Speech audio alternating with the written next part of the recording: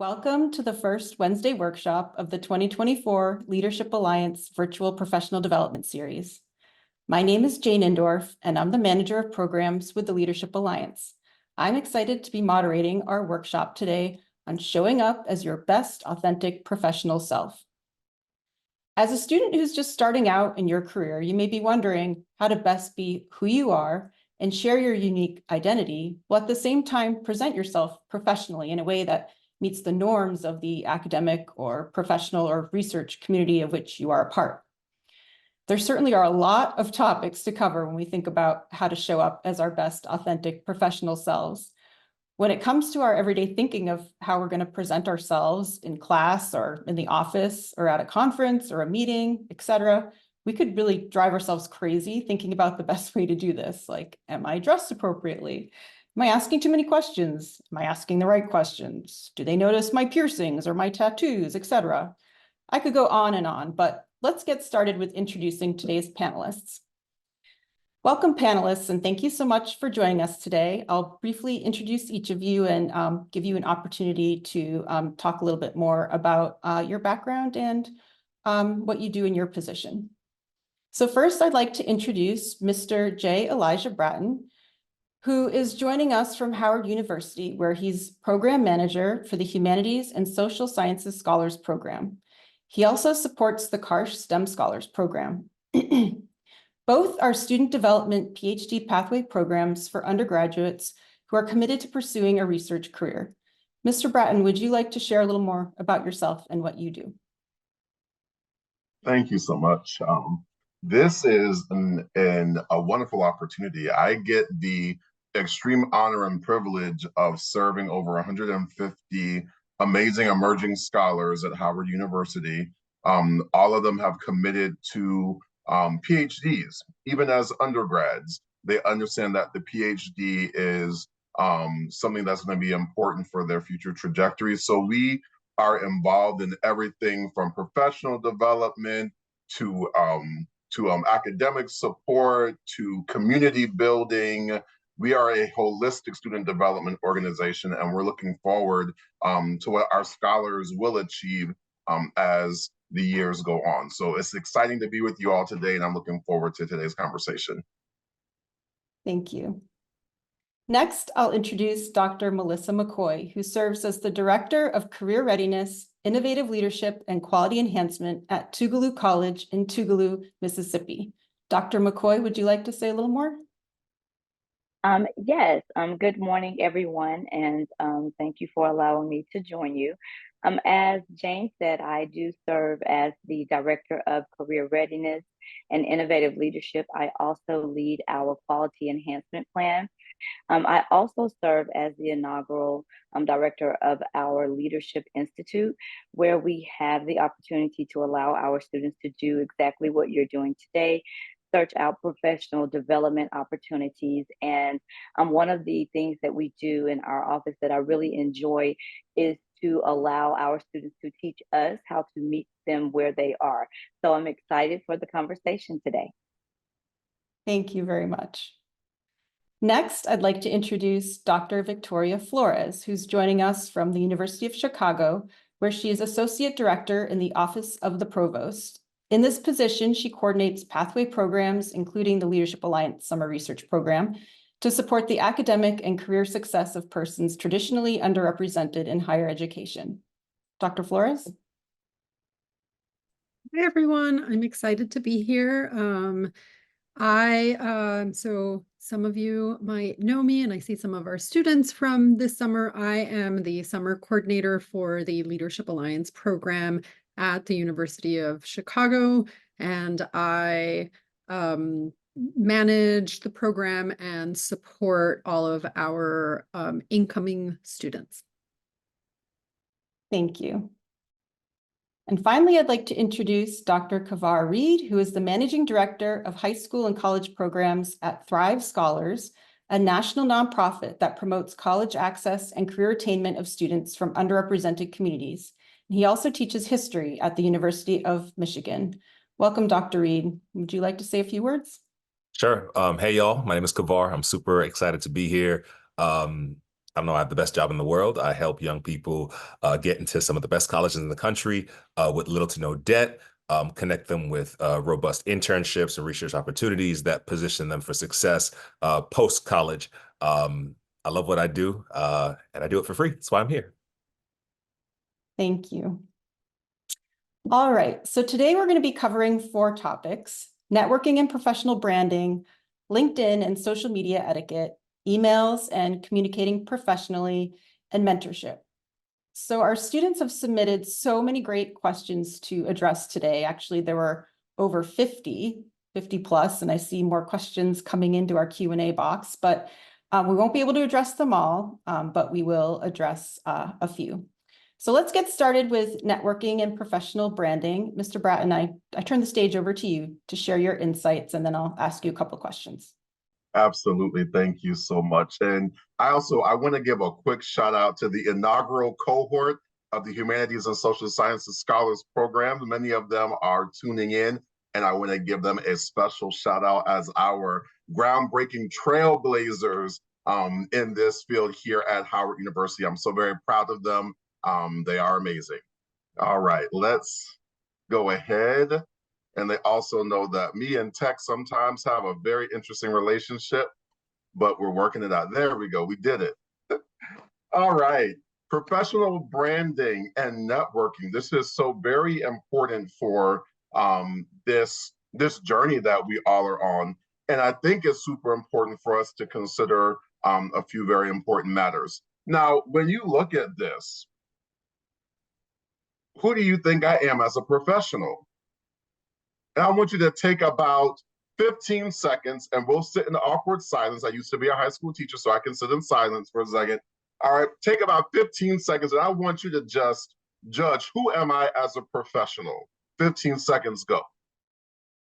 All right, so you have drawn some conclusions about me from this alone, and you're gonna have another great session that talks about LinkedIn and how to engage. And I know there are so many great questions out there that I would be glad to answer at some other later time.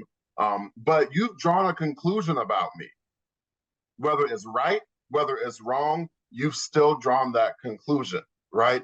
So your professional brand, I say that what's most important is that you develop your professional brand from the inside out, right? You have to understand who you are. Number one, you must embark upon deep and extensive self-exploration.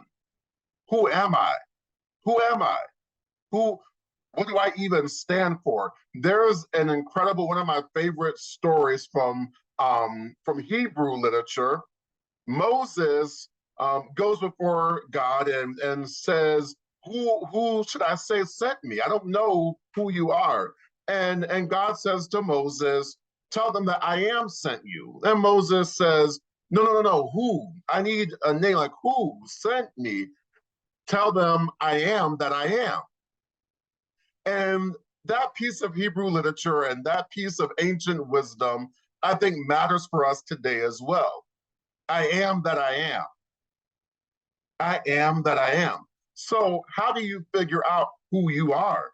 All right. I love utilizing personality and career assessment tools that I'll show a couple examples later, right? But take advantage of those kinds of assessments and then ask those close to you how they experience you, because you have one perspective, your professors and teachers have a perspective, your friends have a perspective. Really, really map out your journey of self-exploration. Hint, hint, you're gonna be doing this for the rest of your lives. Just saying. I won't date myself. I got a few grays in the beard, but I'm still on the journey of self-exploration. But when it comes to your professional brand, you must have this clear understanding of who you are. Using strategic language to articulate your values. That's what these career assessment and personality assessment tools really help us with. They help us articulate values, articulate language that we think best describes us. Third, you should draw some inspiration from established professionals in your field, right? So if you look at Provost so-and-so and Dr. so-and-so and Professor so-and-so, and you say, I like that. I like that. that actually resonates with me, right? For instance, I wasn't always a bow tie guy. I wasn't always a bow tie guy. And about 7, 8, 9 years ago, I saw someone like, wait a minute, I've never tried that. Let me try that real quick for Bow Tie Tuesday. I taught in Charlotte, North Carolina, and the kids love Bow Tie Tuesday. This is what Southern kids do, right?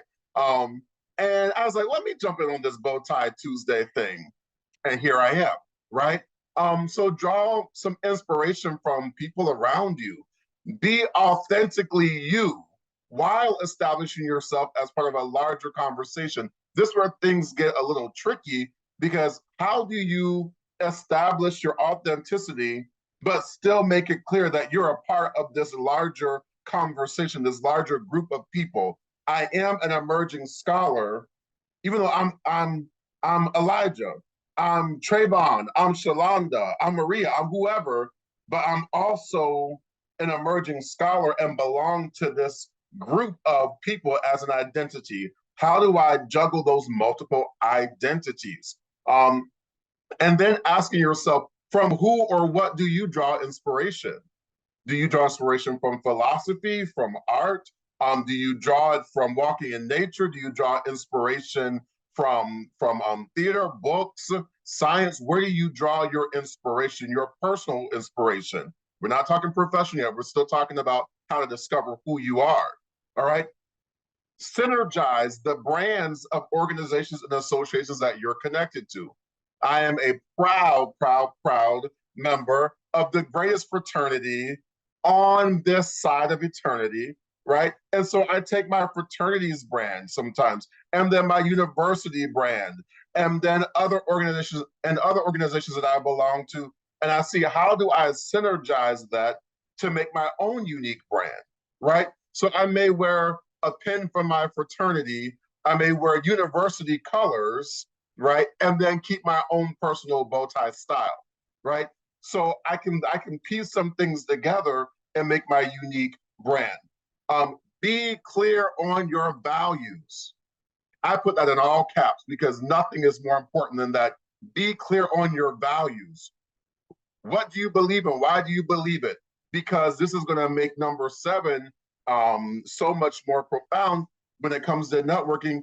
Connect genuinely and not transactionally. Nobody wants to feel like they're a part of some deal, some kind of pawn in your chess game. And if you can just, nobody wants that. If you're clear on 1 through 6, your professional brand is going to open doors of conversation, open doors for networking, or as we say in some ancient Hebrew texts as well, your gift will make room for you and bring you before great men.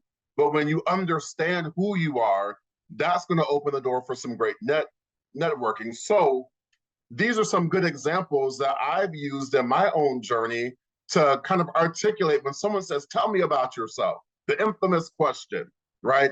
You've got to have something that is striking. So how do you find this language? I find this language from those very tests that I talked to you about.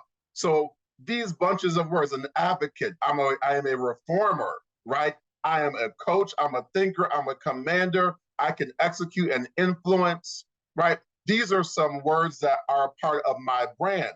But when it's all said and done, I'm relationship oriented, I'm student oriented, right? Student well-being is at the center of my professional brand, right? So when we talk about this, these are the things that you should keep in mind. And I'll go ahead and stop here because I believe we do have a couple questions. Thank you so much.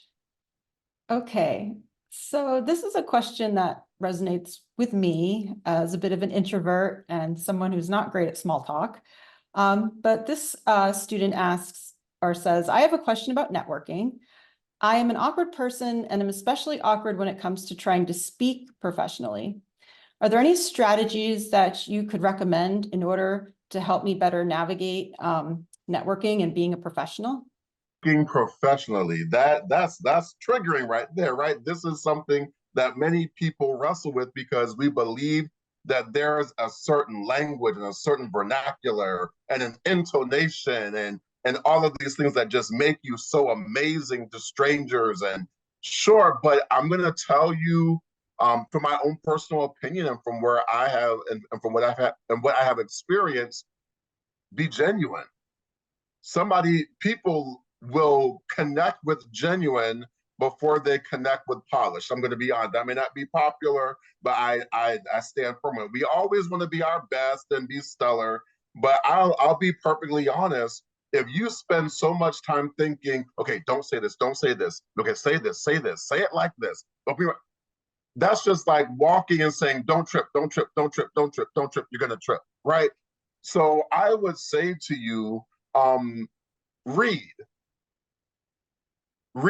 because the more you read, the more vocabulary you have, the more ideas you have.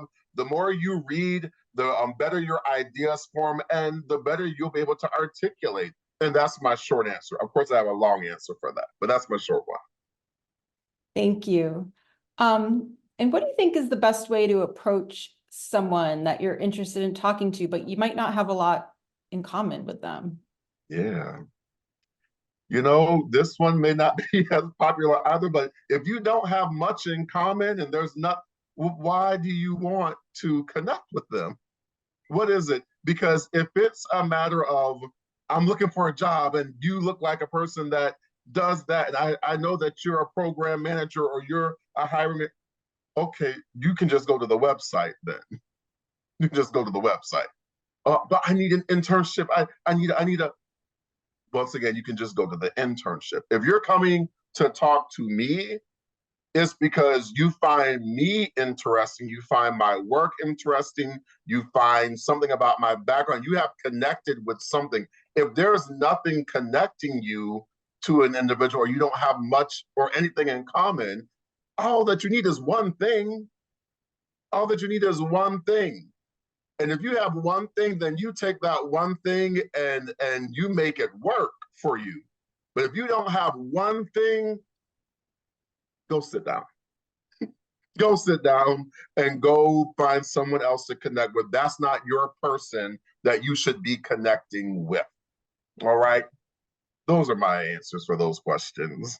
Great. And I kind of have a little bit of a third question. So just very quickly, because I'm also interested in hearing about this. Yeah. Do you have any tips for maintaining those relationships that you make when you're networking at a conference? Like, how do you keep in touch with that person in a valuable way?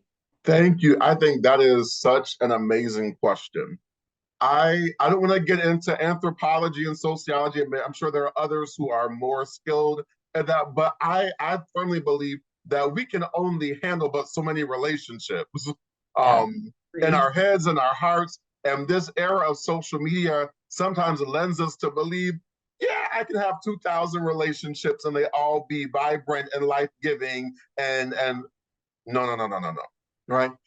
So I would say, after a conference, after, meeting an individual and you want to maintain that relationship, you have to be ready for disappointment in the event that it goes nowhere. And that's just something that you have to be prepared for. Make sure you're not in your feelings. Make sure you don't think you did something wrong and it just may not be advantageous for that connection to be made. I am a proud vegan as well, right? So I try to eat as organically as possible. It must be organic. This has to be natural, a natural connection. This isn't a forced or a contrived. So if after a conference, you've met someone, you made the connection, you exchanged cards, you found them on LinkedIn, you're doing what you're doing, you just continue the conversation because there's been a natural connection, and that natural connection will lend itself to many more topics to be discussed, right? So you just start the dialogue and continue the dialogue by way of, social media. If you're in the area, hey, let's catch up for lunch real quick and let's, just exchange ideas. I really see what you're involved in. And this is the key word for me personally. Do you want to grow? Right? Do you want to grow? And if so, how do you see me as a part of that? And then this networking is more fruitful, because once again, if you're only coming to me because you need an internship or a job, and that's the only reason why you're reaching out to me, go to the website. If you want to grow and go to the next level and you see that there's something that I have, tools that I have, there's something about me that just connects with where you want to go, and you can articulate that in some form or fashion, trust me, I'm going to latch onto that and I'm going to run with it, because it has to be mutually beneficial. And for those of us for whom this is our calling, this is our passion, we want to take people to the next level, this is a no-brainer. So if you have that inclination to grow and you connect with someone like me who wants to help people grow, it will be a natural movement. Thank you. And yes, networking, small talk, all that stuff is going to be something that we're all working on for Absolutely. our lives. Yeah. Absolutely. The long term. Okay, well, thank you very much, Mr. Bratton. So now let's turn our attention to the topics of LinkedIn and social media etiquette. So these next two questions are for Dr. McCoy. Dr. McCoy, did you want to say a few words first? Yes. So I do not have Elijah kind of summed it up for all of us, I think. But I did want to kind of share a couple of things in relation to LinkedIn. One of the questions that I wanted to ask the students is, do you have a LinkedIn page? Have you currently created a LinkedIn page? A lot of the students that I work with have not. Now, albeit true, they are first-year students, sophomores. By the time they matriculate to their junior and senior year, they have created the LinkedIn page, and that's simply because they have worked with our office for a while. So that is kind of a question for our audience. Have you, and it could, the students and the guests can answer that question. But if I may, Jane, I just have a couple of points on LinkedIn to share with them. Yes. So if you have created your LinkedIn page, you're probably wondering what's all the hype. A lot of students that I come in contact with communicate via social media. LinkedIn is not one of those social media channels that they communicate through. I was recently at a conference last week, and a lot of the students who were coming up to me trying to connect, they kept asking me for my Instagram. Unfortunately, Dr. McCoy does not have an Instagram that is that I would share with students, because I'm a sports fan and all you'll see is my favorite football teams, and that's not something I would share with our students. But it shocked me that a lot of them were not asking for my email or my phone number. They were asking for my Instagram page. And so I took that as a learning opportunity for both myself and the student to introduce them to the importance of LinkedIn. So you may ask if someone such as myself or someone at your institution asks you, have you created your LinkedIn page? And you're asking them, what's all the hype? So what is the importance of having and maintaining your LinkedIn page? So one of the, just really, really quickly, and I do this presentation with my students, so I'm going to run through it really fast. If you need me to slow down, you can just tell me to slow down. I talk fast anyway, Elijah. That's another Southern characteristic that I bring to the table. But your words are worth a million. So you can have a beautifully written description, but it doesn't tell us about. ChatGPT is very popular right now.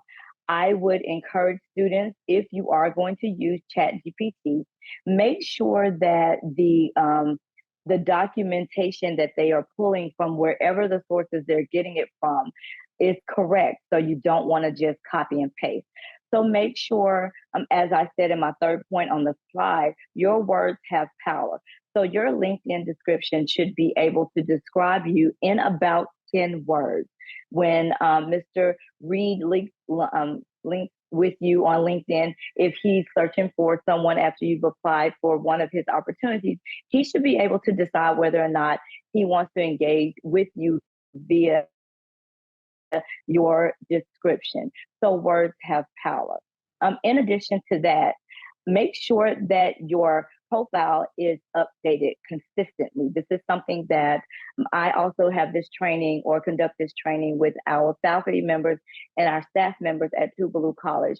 And one of the points that I'm always driving is make sure that your profile is updated, whether you're at your current institution or if you're traveling, if you're teaching abroad or anything. For students, if you have summer opportunities, experiential learning opportunities, which we call them experiential learning at Tougaloo, that includes your internship, externship, fellowship, research, anything that you have outside of the classroom, update your profile with that. Just in case there's someone from a graduate school that you're interested in that follows you on LinkedIn. Make sure you have that information accurate. Make sure that you are using professional photos. Now I'm going to put a pin there. And today has given me the opportunity to use my current position as a learning opportunity. I flew into DC today. My flight was delayed, hence in my opinion, non-professional attire for a conference such as this. But if you were to connect with me on LinkedIn, you see that I have a professional headshot. You'll see it's the same one that I have in my still photo that we use when I turn my camera off, because unfortunately, society does judge people by the way they look based on their first impression. So first impressions hold a lot of weight, and there's different first impressions that you can have. It could be a photo online. It could be like Mr. Bratton said, when you meet someone in person, it's the way you approach them.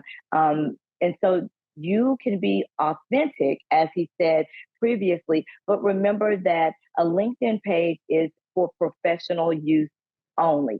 So you want to make sure that you're maintaining that professional sense. So when you are selecting a headshot for that, these are the 4 that research says, not Dr. McCoy. So when I was putting together this presentation, I just Googled professional headshots, and these are the headshots that populated the first time. So these are professional headshots according to Google.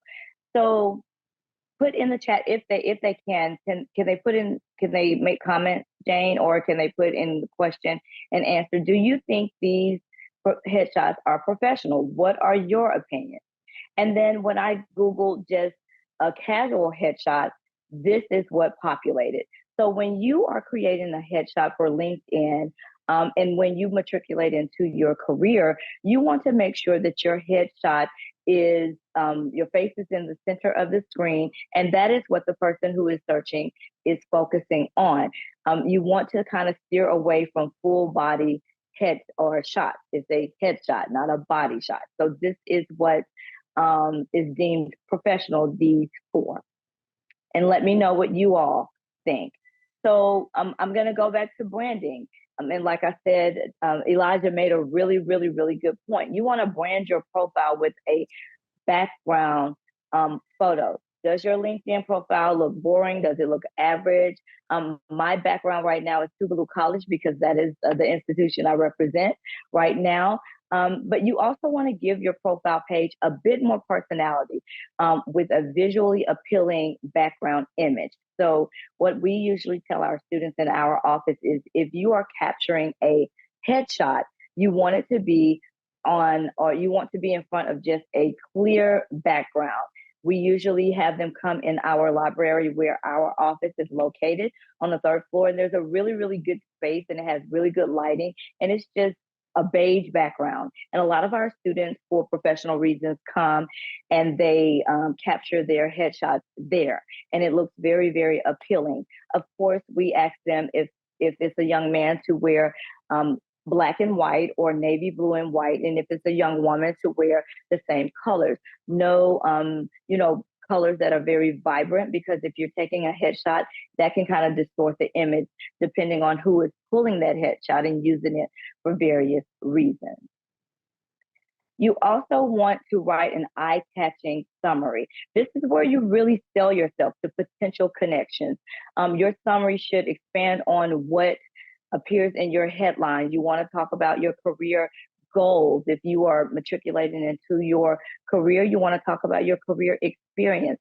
You want to talk about your leadership experience. A lot of college students use LinkedIn to connect with graduate school recruiters, experiential learning recruiters. And so when those individuals connect with you on LinkedIn, they want to be able to just read this really quickly and decide whether or not it deserves a connection. And you want to be able to give that to them. And you want to personalize your LinkedIn profile URL. So LinkedIn, when you create your LinkedIn profile, it gives you just a combination of letters, numbers, backslashes that had no value, right, for your personal branding. Once you've created your LinkedIn page, for instance, I just put behind my LinkedIn page, Melissa McCoy. I oftentimes leave off my credentials because I want people to introduce themselves to me as just their authentic self. I don't want them to feel like, oh, I'm meeting with Dr. McCoy, so I have to kind of shift the way I may speak to her or present myself. I just put Melissa McCoy. And then when the relationship is established, then we can decide how we want to conduct ourselves in that space. So, and LinkedIn makes it simple for you to keep your profile consistent with your social profiles. Now, one of the things I also encourage, not tell our students, is you want to steer away from including your Instagram. I think it's called a tag.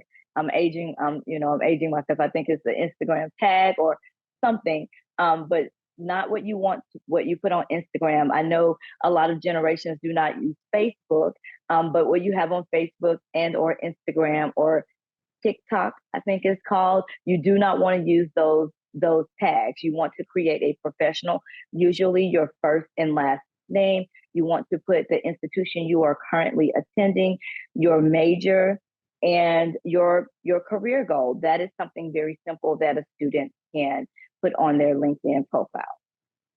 And I think this is my last slide.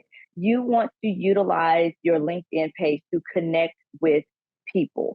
So as Mr. Bratton said, you don't want to connect with a whole lot of people. Less is more when it comes to professionalism.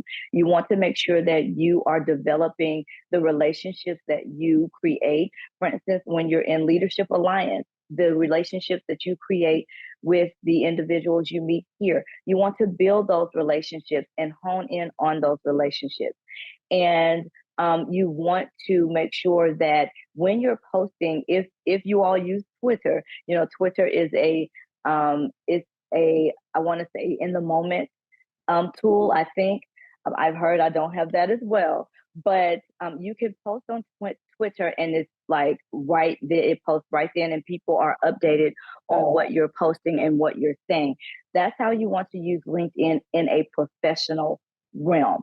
So make sure that you are utilizing all of the tools that they have.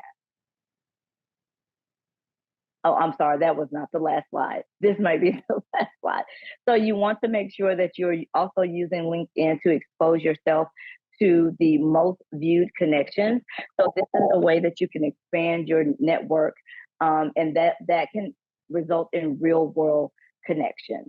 And so that is some of the things, or those are some of the tips that I give our students whenever they are asking me about LinkedIn and what's the hype and why I'm always going to classrooms and asking, have they created their LinkedIn page? We actually have a partnership with LinkedIn where our students get the premium package.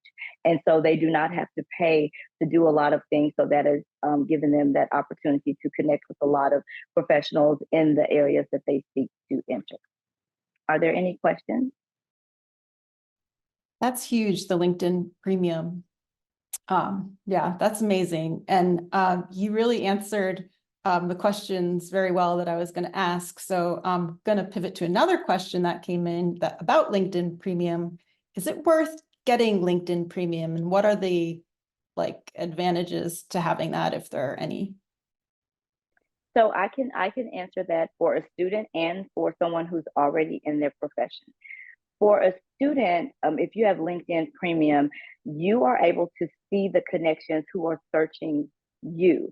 So say you have LinkedIn Premium and I click on your page, you right now with the non-premium package, it just says 30 people viewed your profile. With LinkedIn Premium, you can click and see who viewed your profile, what profession they're in, and you can actually schedule a meeting with them if they have that as an option in their profile. But that gives you kind of a more intimate connection with the people on LinkedIn rather than just being able to see.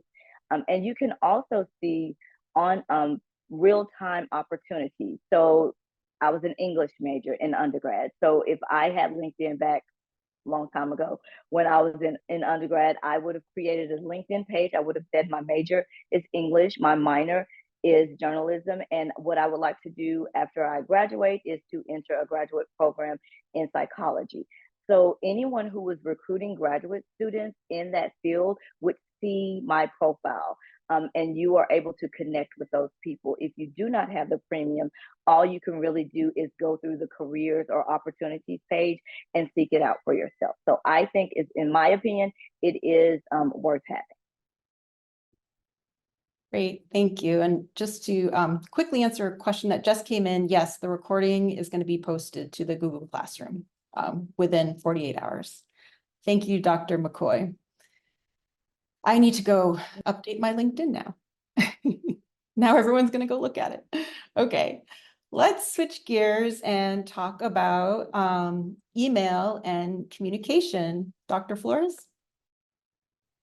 So I wanted, I don't have any slides.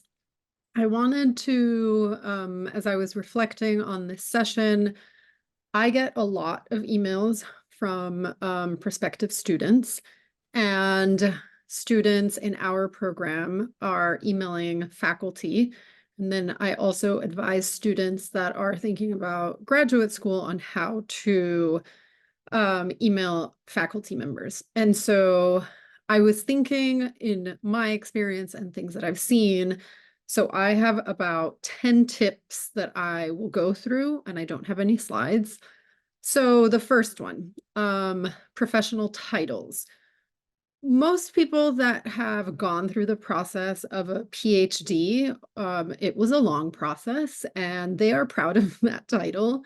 And so many of you, if you go on to PhDs and when you get them, you might love getting, being called doctor or professor. It's a very big accomplishment. And so with that first email that you are going to send a professor or someone like me, I'm not saying that you have to, but if it's the first email and you don't know the opinions of the person that you are sending that email, err on more formality. So if someone has PhD, you want to say, Dear Dr. So-and-so, and their last name.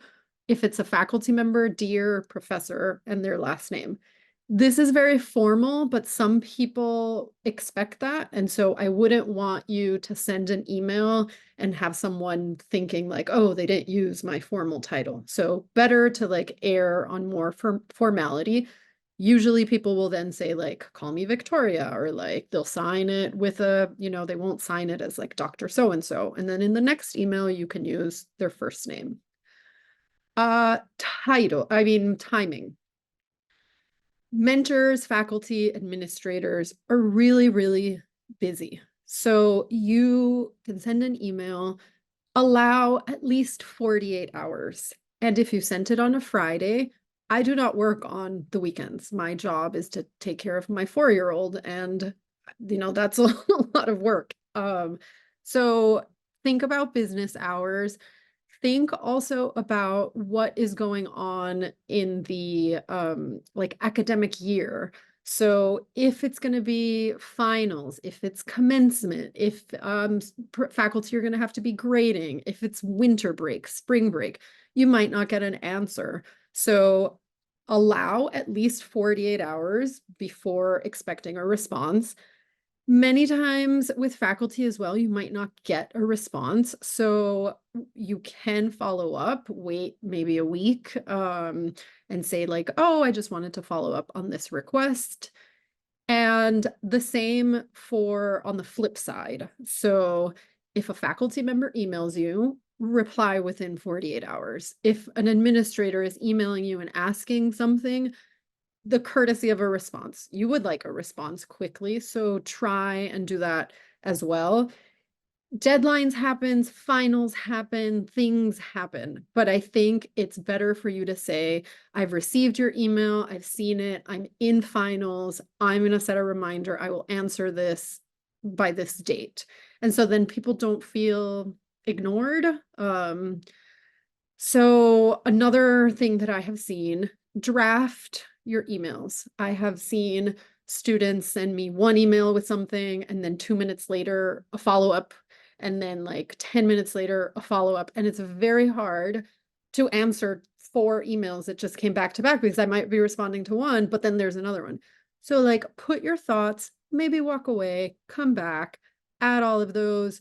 Don't send that like frantic energy because it's on my side. Like, where do I even start responding?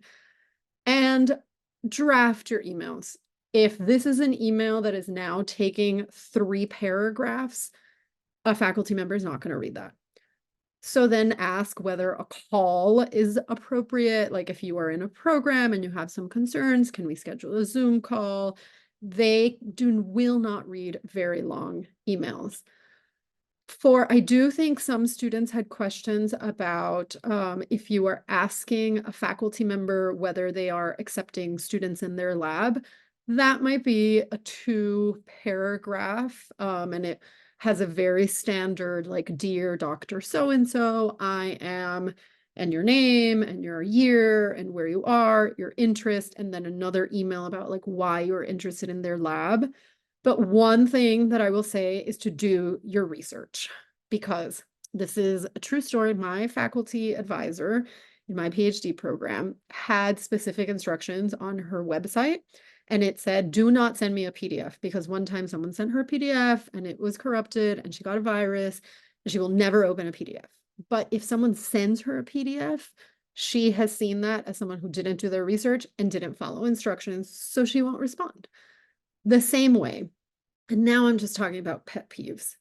In February, in like January, I get so many responses from students interested in our program with very good questions. But going back to Elijah's point, do your research. If it was on a website, then what you have indicated to me is that you didn't take the time to Google University of Chicago Leadership Alliance. I spend a lot of time crafting that website and putting up all that information. I don't have to do that, but I do because I want everyone to know there's advice on how to apply. But do your research, because that just tells me you didn't even take the time to like look at our website. And a lot of faculty nowadays have a tab on like prospective undergrads, and they might have if you're interested in our lab, this is the information, send me an email here. So just keep that in mind. I'm looking at my notes. These are kind of a few things that I've seen. When I applied to grad school, there was someone that submitted all of their applications with their personal email address was Stinky Pete, and you know the address.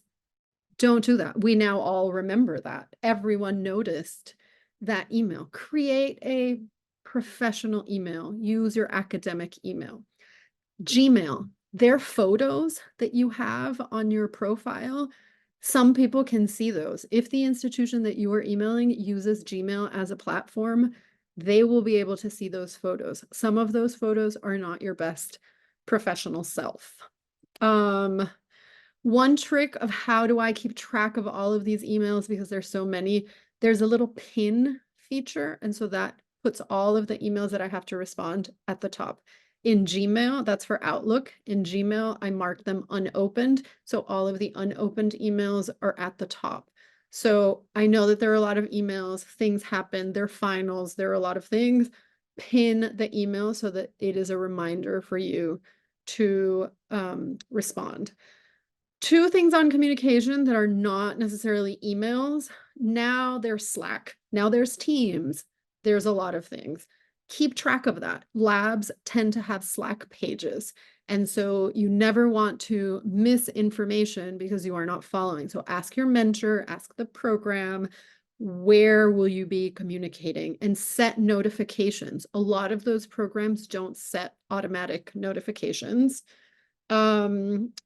Texting, don't text your mentor. Don't, if they give you their number, maybe a little bit. We had a student that participated in our program, texted so much, now the mentor won't give them their number anymore. So think of your professional relationships.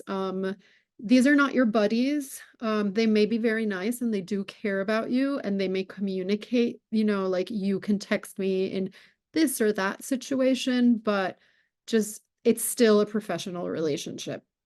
And the last thing I'm going to say is to thank the people that are helping you and show some gratitude. I cannot tell you like how many times a student has had a request, faculty are doing something, they're going the extra way, they responded to your email. Just say thank you, because that gratitude goes a very, very long way. And it shows that you are aware of like their response and the work they're doing on your behalf. So I wanted to end with that. I know we're almost out of time. So if there are any questions? Thank you very much. Yeah, I think we have 10 minutes left, so we're going to shift gears and talk about mentorship. Dr. Reid, would you like to say a little bit about mentorship first before I delve into questions? Sure, and I'll just pick up where Dr. Flores left off. A big thing for scholars to recognize: mentorship is not friendship. Mentorship is very different than friendship. One of the things I encourage my students to think about when they're getting into a professional connection is, what am I trying to get out of this? Now, I honor what Elijah said about things not being transactional. However, students do need to have a plan for what this thing is and what this thing is not, lest they be frustrated and disappointed that Professor so-and-so is not texting me back at 11 p.m. or Professor so-and-so is not, you know, opening doors for me to go to conferences. Well, you did not establish what you needed from Professor so-and-so. So when you're looking for a mentor, scholars, you're in the driver's seat. And I respect a lot students who will come to me and say, hey, Dr. Reid, I'm so-and-so. So-and-so recommended me to you. I'd love it if you could help me with X, Y, and Z. Okay, we got an agenda, we got a plan, and I can help you with X, Y, and Z. If someone says, hey, I just want to figure out this grad school thing, that's a whole nother, I mean, there's plenty of resources. Find you a blog, a podcast. You know, if you've done Leadership Alliance, we have the hidden curriculum courses, all those kind of things already set up for you. But definitely going in with a plan of what you want to get, so that you and the mentor, you and the professional are not misaligned and then, you know, disappointed in the end. Great, thank you. All right, so I'm going to ask a couple of questions that students submitted. So how can you go about forming authentic relationships with academic professionals you may want to work with? And along those lines, what's the best way to approach a potential mentor and start to build that relationship so in the future they could become your mentor? Yeah. Again, I think starting level setting your expectations. What does it mean for you to have an authentic relationship with a mentor? You as the scholar really need to have a position of, it's kind of a bad word for folks, but a position of humility, where you can allow me as your mentor to speak to you the things that you want to hear, the things you don't want to hear. Right? If you're just looking for a yes person and no person, you're not looking for a mentor, you're looking for a buddy. Right? But if you're coming to me from a position of humility, hey, Dr. Reid, you know, Elijah sent me to you. I really need your help understanding these things. As a professional, I'm going to kind of gauge that relationship to see how much I'm going to invest in a scholar, invest in a person, because I'm not going to, and some of y'all are older siblings, or, you know, you're not going to invest in a person who's not going to listen to what you're saying. Right. So I think approaching the person with a level of humility is important. Hey, this is what you know. Here's what I'm hoping to learn from you. And here's the time in which I hope we can do this. You come like that, folks will definitely be receptive.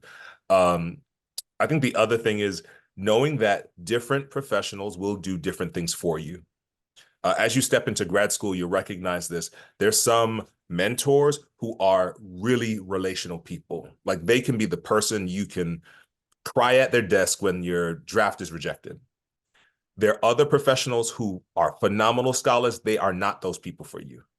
And it doesn't make them bad people. It just means that's not the person, right? Some of those folks are the folks who you need their letter of recommendation to get that fellowship, but you're not crying on their desk. So essentially, find you a super team, right? Find you an Avengers group, right? Find you some folks who this person's really good at getting the administrative stuff done.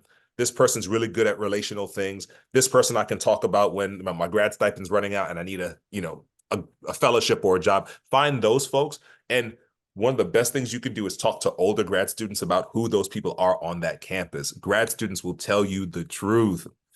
So if someone doesn't have mentees lining up to work with them, there might be a reason. They might just be new, or they might be like just terrible. Read the room, right? Know the people. So how to develop that relationship? Like I said, it's authenticity. It's also persistence. Faculty are busy folks, and it's possible that you send Dr. So-and-so an email and they don't get back to you for a month. You can't take that personally, because you and sometimes all the other grad students are coming in and they heard all the great things about Professor so-and-so, and they heard he's great with students of color and advocates for them and it gets them. So now they got 50 emails saying the same thing. You can't take that personally. You got to be persistent. So sometimes that means, hey, Dr. So-and-so, I emailed you last month. I know it's super busy. It was commencement. I'd love to get a few minutes just to talk about what you're doing. Didn't hear back? Go to office hours. You might not even be in their class, but join the office hours line. Hey, you don't know me. I'm CaVar. I emailed you a couple of times. I know you're super busy. Can I get 15 minutes of your time? What I'm going to do when you come into my office is be like, oh man, I'm so sorry. I'm so sorry, right? I messed up. It's my fault. How can I help you? And now you have my attention because technically I owe you, right? And there's nothing like having a faculty member who's sort of in your debt. Hello. So that's how I do that. Great, thank you. Okay, so we have a question that was submitted in the Q&A box. And you brought up the word expectations, and that's something that I thought a lot about as I was preparing for this session is, it really is about expectations, and we all have different expectations, and how do you align those? But one of our students has asked, what can you say exactly to establish expectations, for example, for a research project or a conference or, authorship even, in terms of working with a mentor? Mm-hmm. I would lead with a lot of inquiry. And before I'm coming to this person, I'm asking about that person from other people. So this is why it's good to have a network. So I would start with, who do I know? Going back to Elijah's comment, who do I know that already knows this person? And how have they worked with other scholars? Right? Do I have a faculty member at my school who was a peer of this person? So let me do some research. Then when I'm coming to this person to talk about maybe authorship or our professional relationship, I would say, hey, this is who I am. This is what I know about you. Here's what I'm hoping we can do together. How does that sound to you? And be open to them saying, actually, I don't have time, or actually, let me think about that. Or actually, some of those terms work for me and don't work for me. You, as the asker, are sort of in the driver's seat. And I know there's like different power dynamics with faculty, but when you come prepared with your list of questions, hey, I want to ask about this. Hey, don't feel like you're going to be seen as, it's not hubris, it's not pride, it's clarity. And clarity is a gift. It's a gift to a faculty member who's working with 50 other scholars. And it'll be a gift to you so you can hold me accountable to the things that we agreed on. And going back to the comment Dr. Flores meant about email, I would circle back after that conversation with the email. Dear Dr. So-and-so, I'm so grateful to you. Just to keep clarity, here's what we talked about. Let me know if anything changes or if I got anything wrong. So those are some of the ways you want to do it. See how they've worked with other folks. Lean into what you're hoping to get and be thoughtful around that stuff first, right? Pitch it to other grad students. Am I making a realistic ask? Like, are these fair terms? Like, should I be first author as a sophomore? And are these real things? And then, because when you come prepared, again, a faculty member is going to really respect that, because the truth is, the advantage y'all have is a lot of scholars are not doing the things that we're telling y'all to do. And we, as a professional, I'll admit, I will go to bat for a scholar who comes to me correctly versus somebody who's like, yo, CaVar, texting me 50 times, all the other things we're talking about here. So this is keys to the kingdom. Thank you. Great. So we have 2 minutes, and I'd like to hear from each panelist. What's the one piece of advice that you picked up along the way as an undergrad or a grad student that you think would be particularly useful for our students to keep in mind as they walk away from this session? And I know I've been very formal during this session using titles, but as Victoria said, once somebody says, uses their first name, it's okay to use their first name. So Elijah, what's your tip? I would probably say that one of the most important things that I gained along the road was to put myself in scenarios that I wouldn't necessarily choose for myself. Stepping outside of my comfort zone, going to a conference or going to a training that has never really crossed my mind, but now it's intriguing. And let me just explore. Like I think one of the best things I ever did was an etiquette training when I was in graduate school. That wasn't something that I really cared that much about, but I'm like, let me see. What's the big deal about a fork? And now I live by all of that, and it opened so many different avenues of thought for how I present myself professionally, academically, even with my own children. So yeah, stepping out of my comfort zone and just exploring random opportunities that could possibly be a benefit. Great, thank you. And Melissa? I think I will echo what both of the panelists said. I always, for me, being able to be authentic is important, especially now that I am in my professional realm. I think we all talked about it on our pre-call, but when I was in undergrad and grad, one of the things that I wanted to do was impress my mentors, my mentors. And I do appreciate you, Mr. Reid, saying if you are seeking a mentor, you are in the driver's seat, because I oftentimes took advice from other students based on their relationship with the people they selected as their mentors, and that did not end well for me. So when I made it to, when I was in school to get my doctorate degree, is when I realized that that type of relationship is just as important as a friendship. Even though I do understand that mentorship is not friendship, but it's important for you to have people who are aligned with your goals and really your morals sometimes when you get higher up. So I do echo the sentiment of both panels. Thank you. And Victoria? I think I would not be here without the advice of other grad students.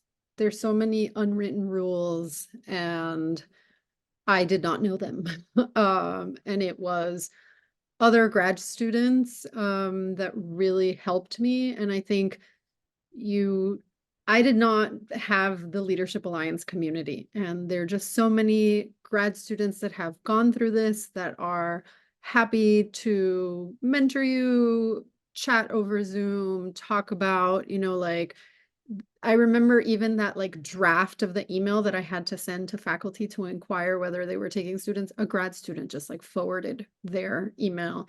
So, and that's why I'm in this position. It's because there's so many unwritten rules, and I think just lean on some of those people that really want to help you and support you. And grad students definitely are there and know a lot of the mentors and the faculty. And so don't forget about grad students because they have a lot of knowledge.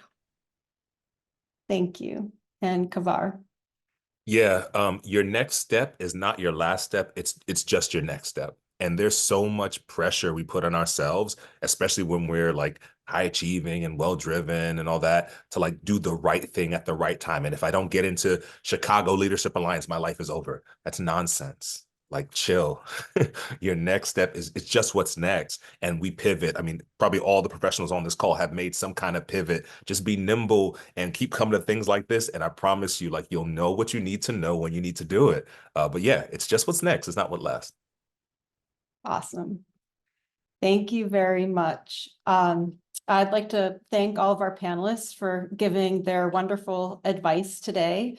I know we could like talk about this for days, so I'm going to wrap it up for now. But next week, our virtual professional development theme is understanding universities. So come back next week on Monday for another conversation with a doctoral scholar. And then on Wednesday, we'll have a workshop on understanding universities. And please look out for those question submission forms that will be posted to the Google Classroom. And thank you to everyone for joining us today. And panelists, thank you so much for your time and your expertise.